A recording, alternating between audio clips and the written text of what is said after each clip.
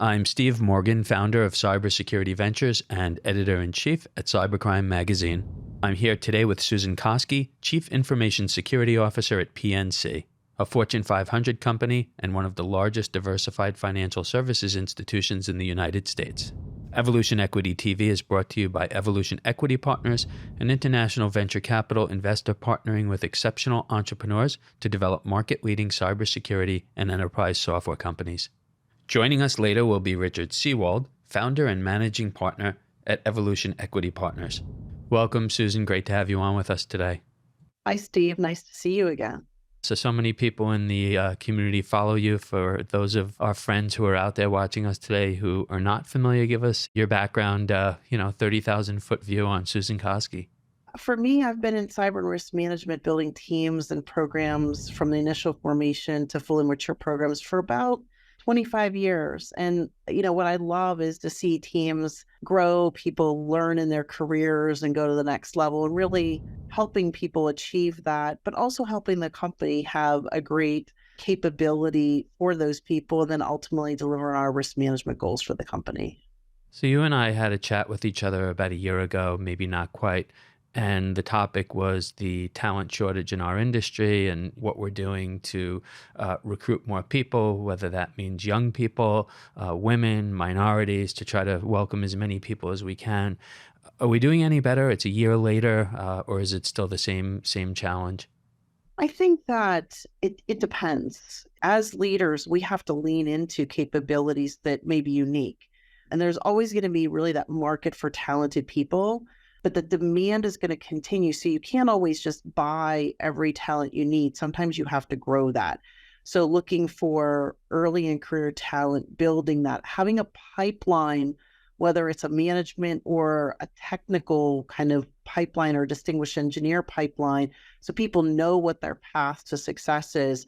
The thing I always tell my people too is you shouldn't wait for opportunities to come up or positions in your team. You should always be out there recruiting and understanding the talent that's available.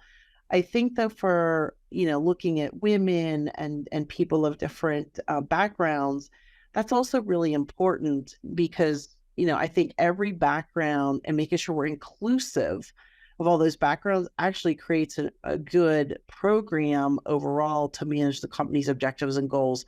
So I would tell you, I think we're doing a little better. I still think, we have a ways to go, but you see a lot of different programs coming up in different colleges or even with the government. But again, it's up to you as a leader to create that with your HR department and make your HR department part of it, help them understand the challenges of the space so that you're not only curating your own talent, but you're growing new talent.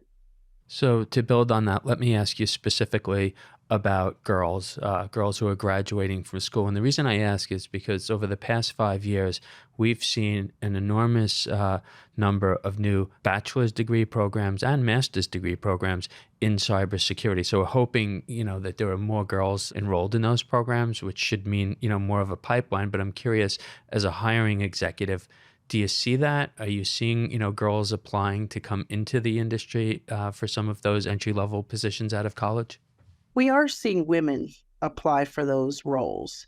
And I think what you traditionally have seen is women end up being more in maybe a risk and governance role. But I'm starting to see more women in more of that very technical level from an application background or a coding background, and not being afraid to take that on. I think that's also incumbent upon us as parents. If your child is a girl, a boy, whatever gender that they identify as, to curate that curiosity and not assume that there's a bias for one type of toy that child will play with. Well, I have one daughter who's graduating from school now. She has some cyber experience, so it'll be interesting to see, where she lands. Let me pivot and move this to, the top of the food chain, to the CISOs. You're one of them. And specifically in the Fortune 500, we did analysis. We counted up the number of women who hold Chief Information Security Officer positions in the Fortune 500. And unfortunately, that number right now is 15%. And it hasn't moved much. So in the past 5 years, it's held steady. So although we've seen a growth in the number of women in cyber from maybe 10 or so percent a decade ago, and now it's in the 25 to 30% range. We're not seeing that with the CISO positions. Any observations about that? First of all, the good news is it has grown in the last couple of years. It's not staying stagnant. I think that what we have to do is really make sure that we're finding the right candidates for the right roles, regardless of their background, and giving people opportunities. Sometimes they're stretch roles, moving people around so that they get more exposure. To be a CISO, right, you have to spend the tour in a few different areas so that you can kind of grow, be in that role and hit the ground running. So I think the things as us as leaders is coming upon how are our teams and our best folks getting that opportunity to learn and then being able to rotate into a different role that might be something completely different than what they do, but preparing them for that next level. It's always tough to get to this level, regardless of who you are and your background. I think, though, that it's also how do we train that next generation and make sure the door is open. I've seen in different conferences a lot more women presenting. I've also seen some women presenting about their journey and their path to things like corporate boards. So if you ask me, I think the doors are always open. It's up to you to open that door for yourself as well. So it's 2024. As always, you have so much on your plate. Maybe Gen AI wasn't the same discussion topic a year ago that it is right now, but it's big. Ransomware hasn't gone away, but I know that you have to worry about, training all of the employees in your organization. I could probably go down a list of dozens of things that you're responsible for. But what rises to the top? What do you spend most of your time thinking about, or what are you most concerned about now? I spend a lot of time on talent and making sure that we have the right mechanisms with talent, working right now with our HR partners to even up our program further. So that's one thing I consistently look at and worry about and make sure that we're doing what we can to retain who we have and attract any new people for roles that we do have open. As far as worries, you hit the nail on the head with ransomware. Maybe we call it extortionware because essentially sometimes they're not even ransoming for the decryption, but it's really about ransoming for you to get the data back, which to me is more extortion than anything. It's not going to stop. It's going to continue. People are going to pay. When you look at the way it's being exploited, phishing, still up there. But if you look at the criminals and what they're pivoting to, it's much more around vulnerability exploitation, getting in, looking at your third parties, and even their fourth parties, and finding the way in. So I think it's, in addition to that third party risk, fourth party risk, and Gen AI is there too. And how does it enable the criminals to be faster, to use those capabilities for deep fakes? But then conversely, when you think about just evolution of technology, disruptive technology, cybersecurity teams always pivot, right? We're always looking for the challenges and the opportunities. When you look at something like Gen AI, it's also how do we use that ourselves? How can we use that ourselves to be faster at looking things up, to be faster at response? So I always kind of pivot to say, can we use a disruptive technology for the benefit of the team that actually lights up a capability for them and gives them more space to do more curious learning? The hackers are always going to get there first because they're reckless and, they don't spend as much time. There's not as thoughtful around, what they're doing. Why are they doing it? Do you think that law enforcement, cyber fighters, whether it's, Fortune 500 companies or anybody who's in cybersecurity, will catch up? Do you think that we'll be able to put Gen AI to as good use as the enemy is? I think so. I think when you look at like robotics process automation and things of that nature, right? We've had that in our fusion centers with things like, SOAR capabilities for some time. So it's an automation concept. It's taking it to the next level. I think we can use those capabilities. We have to train our people and have them think differently and allow that space. But it's also partnering with other teams.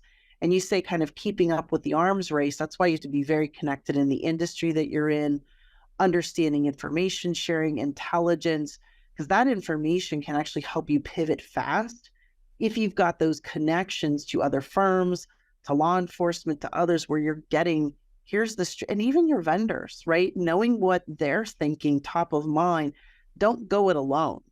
You're never going to be successful in this role or cybersecurity roles for that matter if you're going it alone. It takes you having negotiation, influence, listing skills to partner with all those other areas to really lift up that security is everyone's job at the company. What are you hearing from colleagues in the industry? You're very well networked. I know you're out going to conferences, talking to other CISOs. Same concerns that you have? You're hearing anything different?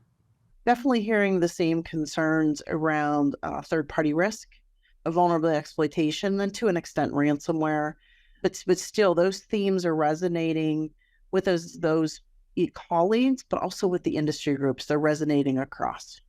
Well, maybe we could get a bit of advice from you before we part ways here. We're talking about CISOs, your colleagues, but there's a lot of companies out there, small to mid-sized enterprises, small businesses where they don't have a CISO, they don't have full-time security staff. Some of them don't even have IT staff, but they have to, stay up on these things.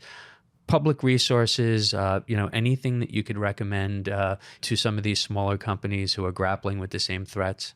When you look at in the United States, there are services from, some government entities like CISA that they do some scanning of your environment without costs. So that's one resource to look at. They also have tips that they publish. CERT has things that they publish about vulnerabilities. So there's a lot of different resources out there. And again, even some of them doing that at a very minimal cost to help you understand what that cyber risk is. So I would say look into those. But I found some of those resources to be good. And then when you look at the industry that you're in, there are things out there called the Information Sharing and Analysis Centers, or ISACs. If you are in, a small business, but it still is in, I don't know, the telecom area, telecom has an Information Sharing and Analysis Center. Most of those often have briefings about what's going on in the world, the threats to stay tuned with. Well, Susan, as always, you're a wealth of information. Last year, you came on once with us. Maybe this year we'll get you twice. You'll come back on with us, sometime later in 2024. Well, that would be lovely, Steve. It was great to see you today. Thank you and have a great day.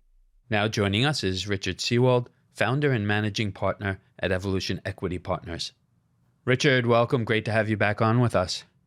Hey, Steve, great to be here. Great to be back again in 2024 and look forward to the discussion today.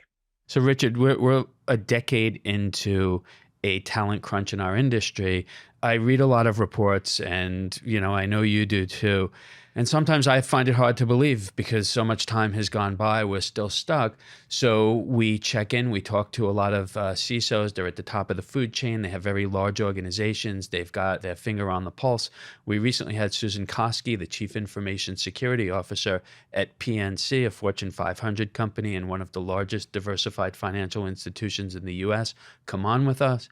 We posed a question to Susan and she confirmed we are just still stuck in that cybersecurity talent crunch. And I wanted to ask you, Richard, you talk to so many people. What's your view? Well, look, I think there are two things. There are skills gaps, and then there are talent shortages overall. And sometimes the skills gaps are actually more impactful within organizations in sort of the present environment. So there are two things there. Absolutely, shortage of talent out there in the cybersecurity space. I think some of the mitigants there can be automation, machine learning, and AI that replace tier one, tier two humans with automation capability. But that still doesn't address the skills shortage. And it's often the high quality, high impact roles within an organization where there are shortages. And often it's those shortages that create the greatest vulnerability for organizations as they need to defend and protect on a daily basis. The answer there is manyfold. Certainly training, certainly attracting more professionals to the industry. There are many initiatives like that. Evolution Equity Partners has its own. We work with Women Who Code in a very special training environment that aims to focus on professionals that are looking to gain access to the cybersecurity space, provide the training, the skills, and the capability for them to walk into roles where they can be impactful as they start on day one. So to pivot from labor, we asked Susan about just cyber threats in general, her greatest fears, greatest concerns. No surprise that Gen AI, the weaponization of cyber criminals, although you touched on the other side, and I hope that we're weaponizing our cyber fighters, but she touched on that and ransomware as two of them. And I'd like to know, Richard, are those two at the top or near the top of your list? Sure. I mean, whenever you speak to a risk professional in the industry today, ransomware and then the sprawl of machine learning and AI as a result of large language models and a generative AI are all part of the discussion with respect to top threats that are out there. With respect to ransomware, we're seeing more specialized vendors addressing that. Let's see how that impacts vulnerability and defense measures that are out there. There are a couple of companies doing a great job there to kind of complement the current stack of technology that defends against ransomware, but clearly an area that needs to see improvement in the near term. The impact of ransomware over the next 3 years, Steve, you have forecasts on this. It's an astounding number, and we just need to do more to defend and protect against that. Again, next generation technology addressing that. We're seeing that in the market. We're funding some of those companies, and we hope that the outcome is a positive result for organizations around the world. With respect to machine learning and AI, look, machine learning and AI have been part of the cybersecurity stack for the last decade plus, maybe decade and a half, mainly on the detection and response side. We've seen that technology integrated in just about every major cybersecurity platform that's out there. What's different over the last couple of years is the implementation of large language models and generative AI. And large language models are now being deployed across large organizations where data is being utilized to train those algorithms. Hence, privacy requirements are at stake.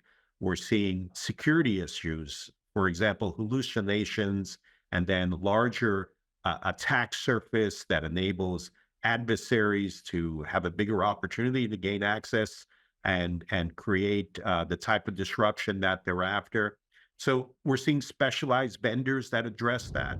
We recently invested in Protect AI that looks at the developer builder ecosystem, kind of the foundational security requirements that you want to have in place as an organization as you put machine learning and AI algorithms into production. Protect AI is a market leader there.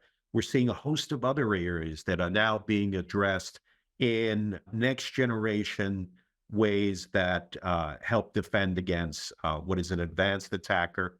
Attackers are utilizing the same capability with advanced phishing attacks, and now we're seeing other capabilities that are being innovated in and around the attacker that create challenges for CISOs out there. So I think the two, in summary, ransomware and then the machine learning and AI sprawl that we're seeing within organizations is creating the challenges and also the opportunities for funding next generation companies that defend and protect against those types of vulnerabilities.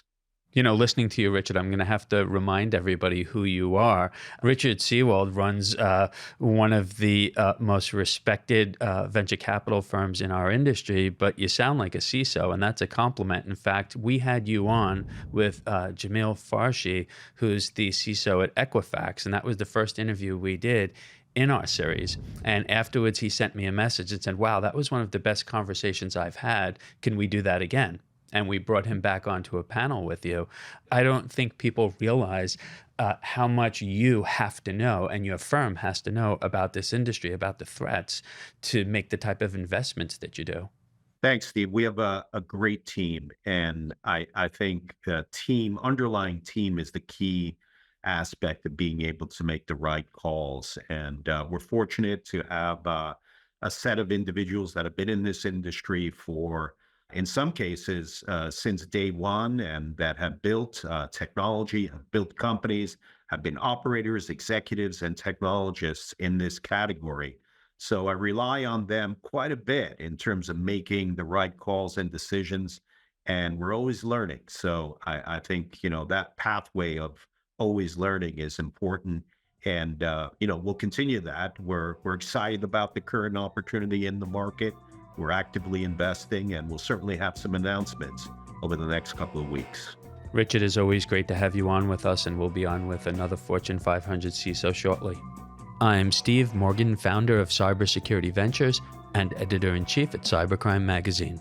Evolution Equity TV is brought to you by Evolution Equity Partners, an international venture capital investor partnering with exceptional entrepreneurs to develop market-leading cybersecurity and enterprise software companies. You can keep up with all of our media at cybercrimemagazine.com.